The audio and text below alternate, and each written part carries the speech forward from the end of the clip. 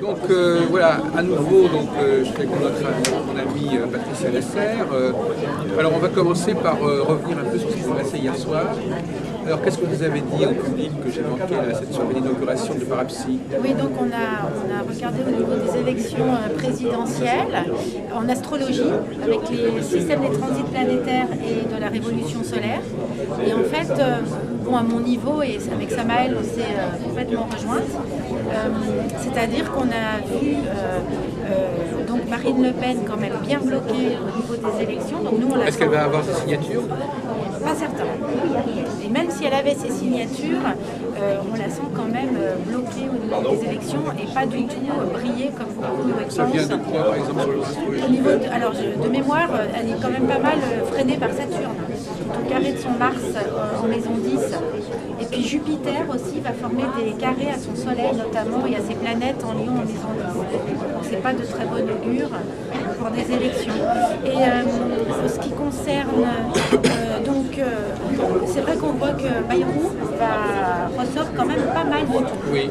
Hein, ça, on voit qu'il peut quand même surprendre et peut-être supplanter Marine Le Pen. Mais c'est quand même en troisième position. Ah oui, moi je ne sens pas du tout arriver ni en premier ni en second, mais quand même lui peut être surpris des résultats. Alors justement, je vais vous poser une colle, parce que je crois que dans le monde on en parle. Quand est-ce que Sarkozy, à votre avis, va déclarer qu'il est candidat? Ah, alors ça, par contre, j'ai pas regardé quand est-ce qu'il va le déclarer. J'ai pas regardé. Parce que justement, ils viennent de l'annoncer dans le monde. Là. Ah oui. Ce serait la semaine prochaine. D'accord. Mais en tout cas, au niveau des élections, moi je sentirais que François Hollande serait au premier tour, Oui. Et au second tour, c'est Nicolas Sarkozy qui reprendrait le dessus. Oui. C'est bien possible. Alors c'est ce qui m'a permis vraiment de les départager, parce qu'avec le système des transits planétaires, c'était pas évident de les départager, mais au niveau de la révolution solaire, là ça me paraît beaucoup plus flagrant. C'est-à-dire qu'on voit les carrés de Neptune, notamment au milieu du ciel de François Hollande, alors que Nicolas Sarkozy, au niveau de la révolution solaire, avait un trigone. Donc voilà mon analyse pour les présidentielles 2012.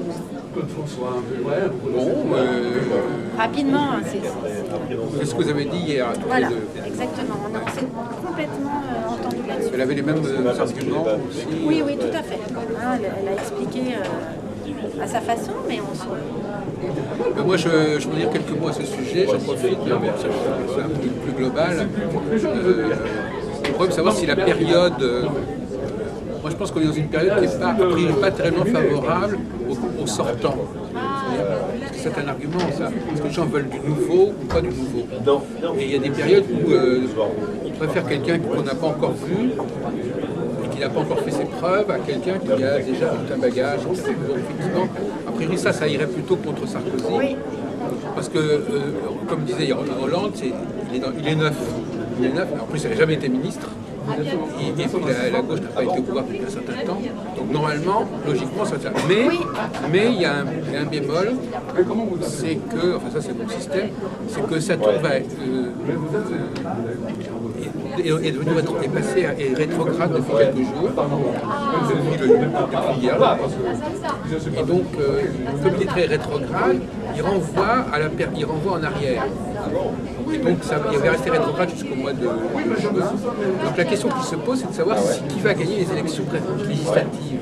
Ça, j'ai pas du tout regardé. Voilà, c'est ça, parce c'est bien de gagner l'élection présidentielle, mais qui va gagner parce que si Sarkozy perd aux législatives, le Premier ministre sera de gauche en fait. Voilà, mais je pense que c'est vrai qu'au mois de juin, quand Jupiter va arriver en Gémeaux, là ça va être beaucoup pour Hollande à ce moment-là. Oui, voilà, c'est ça. Exactement. C'est pour ça que moi je dis qu'on a un scénario où on pourrait avoir une victoire de Sarkozy au présidentiel, mais pas forcément une victoire du parti de Sarkozy aux législatives. Et donc on va avoir une majorité qui pourrait être de gauche, et donc avec une nouvelle cohabitation. Moi je pense que ce qui va jouer en faveur de Sarkozy pour les élections, c'est son entente avec l'Allemagne.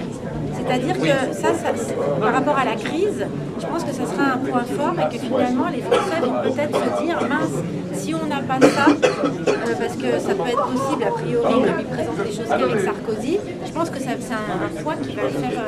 Mais le problème, Patricia, c'est que quand en France, le système veut que le président de la République, quand il y a une majorité de gauche, il n'y a plus beaucoup de pouvoir. Oui, non, mais je parle avant les élections. Oui, non, mais je veux dire qu'au bout du compte, ah oui, ça ne sert pas à grand-chose. De gagner les élections présidentielles sans gagner les législatives, on se retrouve avec un Premier ministre comme en 97 de gauche. Ça va être compliqué. Ça peut être un scénario possible quand même. D'accord. Écoutez, en tout cas, les gens... Parlez-moi maintenant de votre la nouvelle édition de votre tarot des philosophes. Il y aurait, vous l'avez fait redessiner, c'est ça? Oui, donc j'ai sollicité un peintre. D'accord. Voilà, un peintre qui a donc il a refait les 78 ou seulement les 22, elles sont Dans déjà... la première version, il n'y a que 22 lames. Mais elles ont été changées celles-là ou pas? En fait, il a complètement refait le graphisme. Totalement refait le graphisme. On a changé une ou deux citations. Enfin, on les a complétées parce qu'elles n'étaient pas assez... certaines, elles n'étaient pas assez... elles étaient coupées en deux. Donc on a un peu modifié certaines citations, mais c'est pratiquement les mêmes. Hein. Oui. Et j'ai... on va dire créer 56 lames mineures qui vont être des notions. Alors je peux l'expliquer, ça va être des notions. Oui, bien sûr. En fait, il y a un lien avec l'astrologie, c'est-à-dire que c'est des notions qui recoupent les domaines de l'astrologie, c'est-à-dire les maisons astrologiques, les domaines de la vie, et qui renvoient aussi au signe astrologique. Donc j'ai voulu, pour répondre, on va dire, à des attentes quotidiennes. Ça ne figurera pas sur les cartes elles-mêmes, si quelque part? Alors, si bonne question, en fait, sur les cartes mineures, il y aura des symboles qui vont représenter les signes de terre, les signes d'eau, les signes d'air, etc. Mais vous appuyez sur une tradition par rapport aux correspondants? Est-ce que vous appuyez sur le tarot classique? Non, pas du tout. Alors, c'est votre système, vous avez créé un système. Voilà, mais l'illustrateur, quand même, a tenu à mettre certains symboles, avec raison d'ailleurs, au niveau du graphisme. Donc oui, effectivement, il y a des symboles liés à la tradition, à l'intérieur. On les trouve quand même, oui. On les trouve. C'est vrai qu'on les voit, elles ne sont pas très grandes, là, on ne voit pas, mais elles doivent être en bas ou en dessous. On les voit, hein, mais voilà, c'est pas une version du tarot de Marseille, c'est complètement novateur. Mais c'est des correspondances il n'y a pas de correspondance, les 22 lames ne correspondent pas du tout aux 22 lames du tarot de Marseille. Même pas. Mais les correspondances planétaires, vous les avez élaborées comment? En fait, j'ai pris des notions. Je me suis basée sur les notions, par exemple, la maison 1, la maison 2, la maison 3, donc la communication. Et puis à partir de là, j'ai trouvé des notions qui répondaient à ces domaines de la vie. Il y en a 56. Et ces notions, donc, comme elles correspondent à des maisons astrologiques, elles correspondent aussi à certains signes. Alors ça ne sera pas flagrant, je ne vais pas montrer les signes, mais... c'est sous-entendu, ça étaye, ça sous-tend. Exactement. Voilà. Donc il y a la passion, la beauté, la colère, la perversion, qui correspond au scorpion et à la maison 8. Voilà, il y a toutes ces notions. Vous avez été inspiré par votre culture astrologique pour faire ça. Parce qu'en même temps, je voulais que le tarot réponde à des interrogations quotidiennes, au quotidien. Et donc vous l'avez, en plus, une question un peu hiette, vous l'avez testé votre tarot. Est-ce que ça fonctionne? Déjà, les 22, oui. Mais j'ai hâte. Non, mais évidemment, c'est obligatoire. Ça fonctionne parce que les gens tirent la bonne carte, c'est ça? Ils tirent la carte comme pour tout jeu de... C'est les gens qui tirent ou c'est vous qui tirez les cartes? Alors là, c'est les... Parce qu'il y a plusieurs écoles. Moi, c'est un peu les deux. Hein, moi, je le fais des fois pour les personnes, puis des fois, je leur demande de... Quand c'est au téléphone... C'est moi qui le fais. C'est moi qui tire les cartes. Et donc, voilà. Mais c'est vrai que là, tout à l'heure, il y a une personne qui avait une question. Je lui ai dit, tirer une carte. Ouais. Elle a tiré Leibniz. Elle m'a dit, c'est impressionnant parce que c'est exactement ce que je suis en train de faire. Je peux le faire, moi, je peux essayer. Bien sûr. Pour voir si ça... Parce que justement, je me pose beaucoup de questions actuellement. Alors, je crois que ça serait intéressant d'avoir une réponse. Voilà. Par rapport à la question... Alors, je pose la question ou je me la pose? Vous pouvez vous la poser à vous-même. Quel conseil on doit me donner actuellement par rapport à ma situation? Voilà. Je pense celle-là. Vous faites de la voyance par rapport à ça? Oui. Ou simplement vous lisez le truc? Non, mais j'interprète. Donc c'est la carte de Berdiaev. Donc Berdiaev vous dit que par rapport à ce problème ou cette question, vous ne devez pas dépendre de qui que ce soit, c'est votre propre décision qui doit l'emporter, mais vous devez conserver votre indépendance.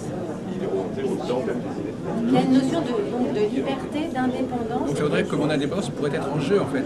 Voilà, par exemple. Quelqu'un pourrait vouloir m'aider, participer à mes activités, et ça risquerait de me brider. Il faut absolument, donc, par rapport à votre question, faire comme vous l'entendez vous-même. Et ne pas vous laisser, on va dire, diriger par une personne extérieure. Oui, je pense que ça peut produire, pour l'instant je ne suis pas vraiment dans cette situation, mais c'est une possibilité effectivement. Mais c'est important de faire comme vous le ressentez, comme vous voulez. D'accord. Et ça, c'est de quel philosophe ça rentre? Berdyaev. D'accord.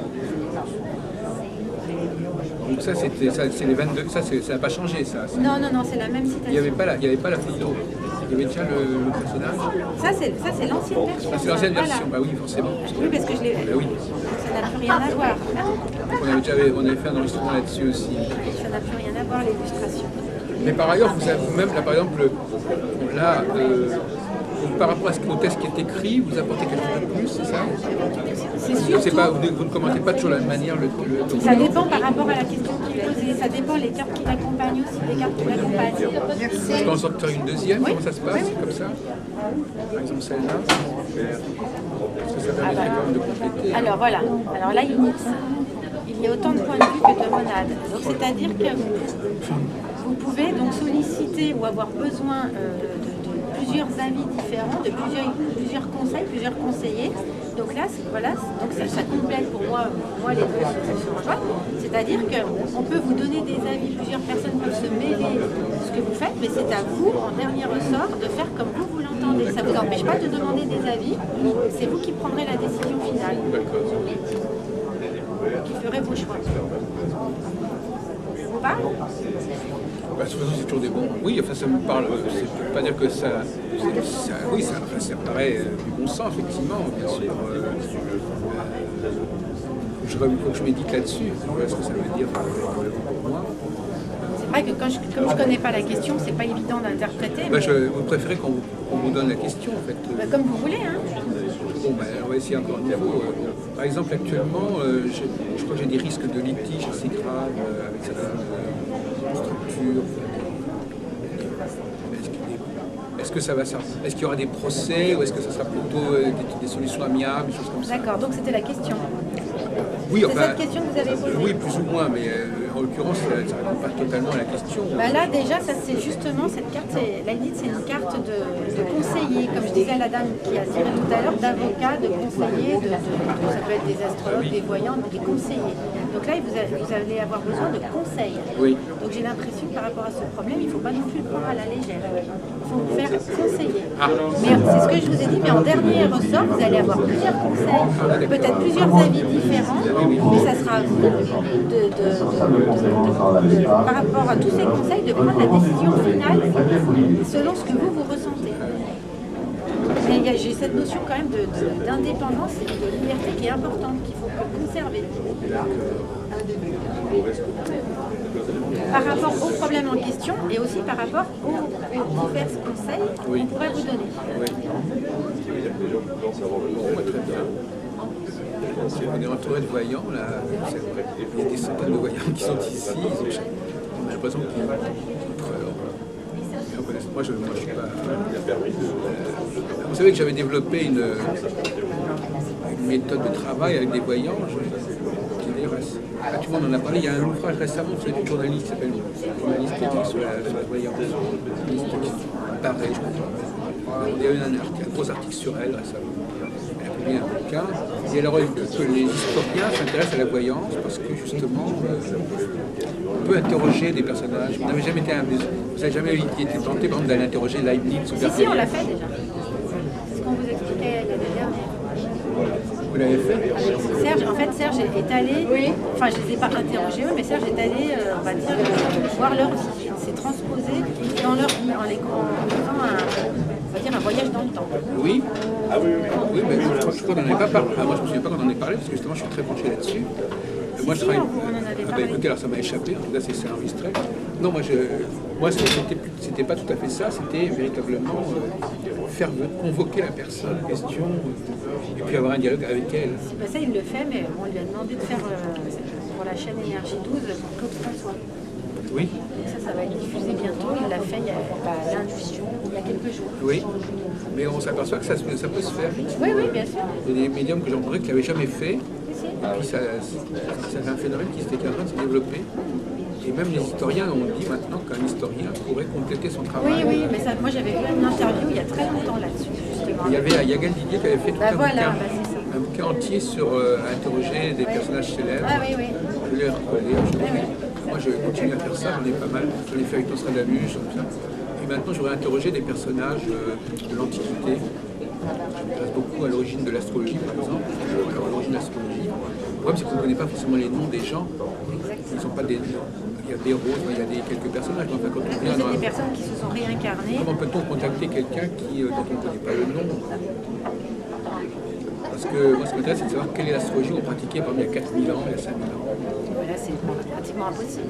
Ben, je ne sais pas, peut-être qu'on pourrait il faut trouver une méthode pour contacter des gens qui pourraient témoigner de cette période. Donc, déjà, si on pourrait interroger Ptolémée, par exemple, qui a vécu au IIe siècle. En même temps, c'est pas toujours évident, même quand on a des contacts comme ça, d'avoir la réponse à toutes les questions qu'on se pose.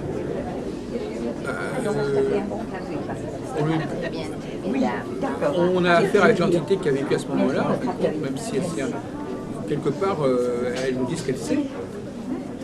Oui, vous n'avez pas fait ça. C'est pas pas par rapport aux anciens comme ça. Voilà, mais même vous le faites peut-être peut-être qu'on a fait pas mal d'expériences avec Serge, mais je me rappelle pas tout. On n'a pas pris de notes. On n'a pas pris de notes, donc je me rappelle pas de tout ce qu'on a fait. Oui, moi j'ai enregistré tous les entretiens que j'ai eus, je les ai tous filmés. Je crois qu'il y en a 7 ou 8 sur le site. Et moi actuellement, je me suis dit, il faut absolument, parce que moi je suis historien par ailleurs, il y a vraiment des questions, il faut absolument que je reprenne une nouvelle campagne de contact médiumnique pour clarifier certains points sur l'origine du tarot, l'origine des questions qui sont pas résolues, mais qui sont pas faciles. On avait fait avec Serge, on avait essayé de voir, et pour le tarot de Marseille, il me disait qu'il y avait plusieurs personnes, c'était un travail de groupe. Oui, c'est bien possible. C'est-à-dire le côté collectif, c'est souvent les gens croient que les choses sont il y a une seule personne, mais souvent, même pour Nostradamus, c'est souvent non seulement des groupes, c'est parfois plusieurs générations, plusieurs lignées qui se suivent. Donc, ce qui donne d'ailleurs quelque chose qui n'est pas forcément très cohérent, très homogène, parce qu'ils s'en rajoutent une couche, mais c'est pas forcément, ça ne va pas forcément dans le même sens. Oui, cette idée d'un quelque chose qui est conçu d'une seule fois, d'une seule pièce, c'est pas tout à fait. Voilà, de toute façon, on a terminé. Donc je vais laisser Patricia. Enfin, elle faisait allusion quand même à vos expériences. C'est vrai que vous êtes transporté dans le temps. Oui. Et ça m'intéresse énormément que vous puissiez nous parler de ça. Parce que moi j'ai fait aussi, moi je n'ai pas fait, mais j'ai demandé à des médiums de se transporter dans le temps. Oui. Et donc vous pouvez expliquer quelle méthode vous avez utilisée. Alors elle m'a dit, mais je ne sais pas si c'est comme ça, elle m'a dit que vous êtes carrément, vous n'avez pas fait venir les gens à vous, c'est vous qui êtes allé vers eux. Oui. C'est ça. Alors comment ça s'est déroulé votre voyage dans le temps? En fait, c'est pas quelque chose que j'ai c'était tout improvisé quoi. En fait, oui. J'ai rien préparé et en me laissant guider simplement par le nom qu'elle me donnait de quelqu'un de... Ah, quand même. Oui, elle me donnait un nom, bien sûr. Voilà. Et suivant ce nom, je me laissais guider, puis je voyais comme un film, et je rentrais un peu dans ce film, puis je pouvais prendre autre personnage, écouter ce qui se passait, voir ce qui se passait. Et vous n'avez pas été en contact avec ce personnage en particulier? Non. Je sais pas. Vous n'avez pas dialogué avec lui? Vous avez simplement vous avez observé ce qui se passait? Observé. Il faut savoir de quoi il s'agissait, de qui il s'agissait, et ça n'a pas été enregistré. Par exemple, quelle personne vous a fait le nom de donner, par exemple? Elle m'avait donné par exemple le nom de l'abbé Frécy, je sais pas, comment il s'appelle? L'abbé Frécy. L'abbé Fraissinet. Et j'ai vu des choses sur lui, j'ai raconté sa vie, j'ai vu où il vivait. Je sais pas si c'est un abbé ou un curé. Ouais. Et en fait, Vous le connaissiez pour l'avoir pas. C'est quelqu'un qui vous intéressait. Non, c'est dans... Pas du tout. Vous l'avez sorti tout ce... Non, parce qu'en fait, c'était... Mon oncle qui m'a dit, j'ai repris le...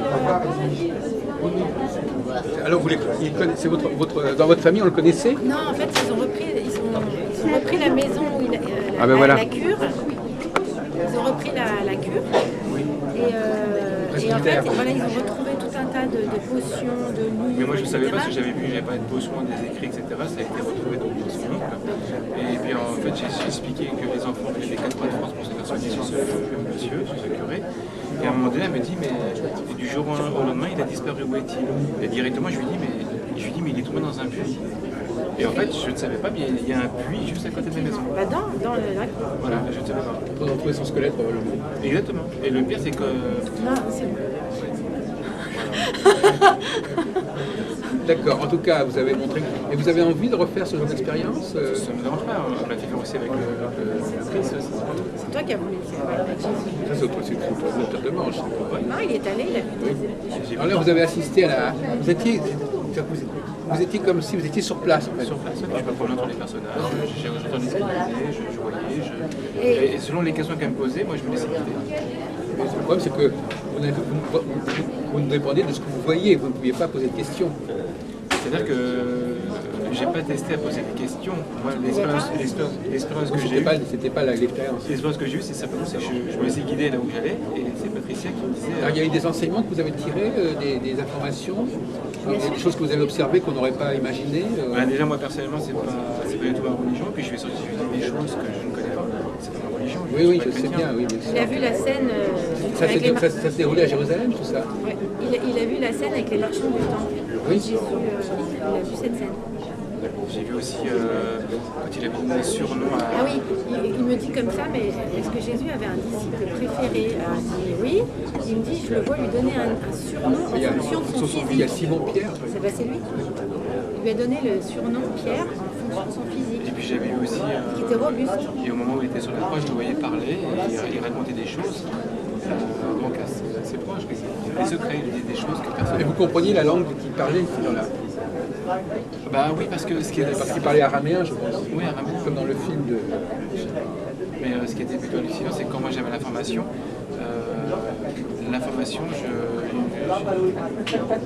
je sais pas comment vous expliquer ça, mais j'arrive à comprendre ce qu'il me dit. Oui. Mais Oui, je ne peux pas vous dire distinctement la langue que j'entends, mais au moment où je suis dedans, je capte les choses. Voilà, bien sûr, heureusement. Donc vous avez assisté, vous avez entendu des dialogues, des échanges. Mais moi, ce que j'ai fait plusieurs fois, c'est pas tellement ça. Moi, j'ai carrément demandé au médium de faire venir la personne et à ce moment-là, elle répond à des questions que je lui pose. Et ça, j'ai pas fait ça. Mais si, il a déjà fait. Pour les vies antérieures. Non, mais pour des personnages illustres, on l'a déjà fait. Oui, ça oui. Ça c'est vrai. Non, je pensais qu'on parlait des vies antérieures. Parce que moi, les vies Non, antérieures, justement, on parle de ça, des rencontres avec des personnages connus. Oui. Du passé, et on leur pose des questions, par exemple. Mais pour cela, il faut, je crois, très bien connaître le sujet.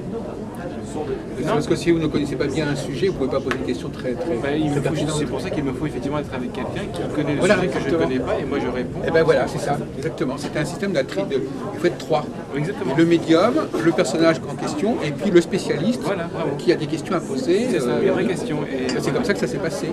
Oui, mais ça j'ai jamais vu. Moi, c'est-à-dire que moi j'ai fait ça selon les connaissances de Patricia, selon ce qu'elle savait. Moi, je ne suis pas. Non, mais le médium, on n'est pas censé lui demander. Moi, je me suis simplement laissé guider par rapport au nom qu'elle m'a donné et je lui disais ce que je voyais sur le personnage. Moi, j'ai fait ça par déduction, mais la dame qui m'a servi, elle ne connaissait pas le sujet. Voilà. Heureusement d'ailleurs. Ah oui. Heureusement, ça sert à quoi ça sert à rien. Je vois pas l'intérêt. En tout cas, moi, ça m'intéresserait de reprendre ce genre d'expérience. Il faut des conditions particulières pour faire ça. Dans un endroit. Moi, je fais ça en général, je fais ça dans un endroit sombre, oui, dans le calme. Voilà. Et je me laisse guider. C'est ça. Il ne faut pas qu'il y ait ni bien, pas de bruit. Il faut que ce soit vraiment dans le calme. Mais c'est une prise de conscience récente, ce genre de capacité. Ça fait quelques années, mais c'était. Vous l'aviez. Comment est-ce que ça a commencé? C'est au début, j'ai pratiqué au début quand on s'est rencontrés, donc ça fait 9 ans qu'on est ensemble. Qu'est-ce qui vous a commencé par quoi, par exemple? J'ai fait ça. J'avais fait un travail sur moi, sur mon subconscient, c'était un nettoyage de mon subconscient. Après, j'ai eu contact avec des décédés, et après, on a eu l'idée de faire ça. On m'a dit voilà, je te donne un nom, qu'est-ce que tu veux sur cette personne? Ah oui. Alors, on a fait ça avec des philosophes aussi, parce qu'il y a des docteurs philosophes. Ah oui. Donc, on a fait ça avec quelques philosophes. Et à un moment donné, j'avais vu que je suis pas au courant, moi, je n'ai pas de diplôme, j'ai rien. À un moment donné, c'était avec. Oui, mais il ne faut pas dire ça. Ah bon? Bah non, mais tu ne fais pas de rapport avec moi, mais Leibniz, pour Serge, Leibniz aurait bien volé le travail de Newton. Ah oui, il y a eu tout un débat là-dessus. Moi, j'étais pour ça.